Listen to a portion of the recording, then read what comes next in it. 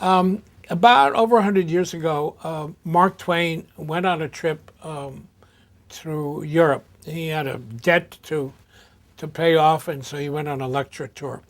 And wherever he went, he found anti-Semitism. The result was he wrote an essay when he came back in 1896 called Concerning Anti-Semitism, concerning the Jews.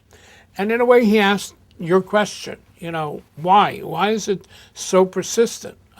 What is it that makes it everywhere? Because he found he would come to some people and they would be anti-Semitic because of religion. All right, then he'd come to some other place and he found somebody who's an atheist who's an anti-Semite. Then he'd find somebody who's ignorant. Okay, so ignorance breeds that. And then he'd find somebody, like Voltaire was an anti-Semite. And then he'd find somebody who was rich who would say, well, the Jews are trying to be rich. And he'd find somebody poor. We found that communists call Jews capitalists, capitalists call Jews communists, whether it was communism or was fascism or Nazism, used the Jew as a scapegoat.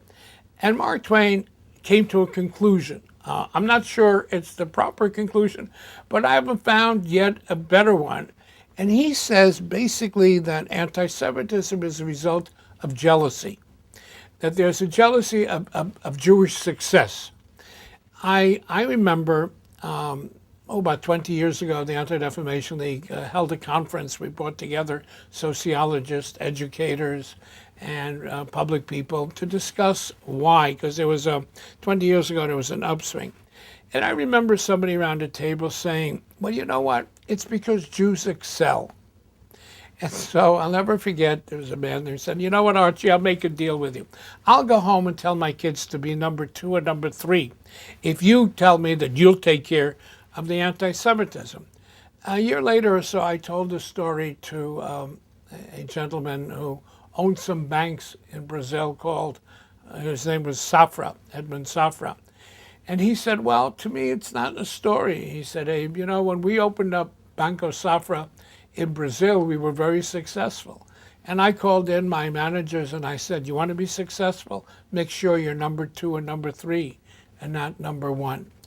In the last story, when I went to Russia right after Glasnost and Perestroika and was invited to address the city council of Moscow on anti-Semitism. So I gave my presentation, and at the end, the gentleman got up and said, well, Mr. Foxman, but you haven't really told us why there's anti-Semitism. I said, well, anti-Semitism is a disease really of the Christian world. Why don't you tell me? So I'll tell you. And then he got up and he said, well, when I was a kid in my small town, the best students were Jews. And then I became a member of the Communist Youth Party, Komsomol. The best Komsomolics were Jews. And then in university, the best students were Jews. And in the Communist Party, the best communists were Jews. So he says, but you know why there's anti-Semitism? Because they only excel for themselves. They're only best for themselves.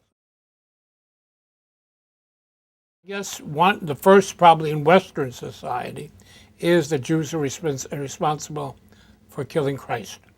And that's the mother of all. And then I think the greed issue continues. Then you follow control. Jews want to control the world for their interests. It could be money or whatever.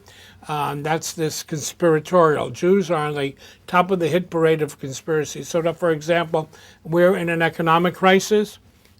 In Europe, over 30% believe that Jews are responsible. In the United States, 1 out of 5 Americans believes that Jews are responsible for the economic crisis because they see Jews in Wall Street, they see Jews everywhere.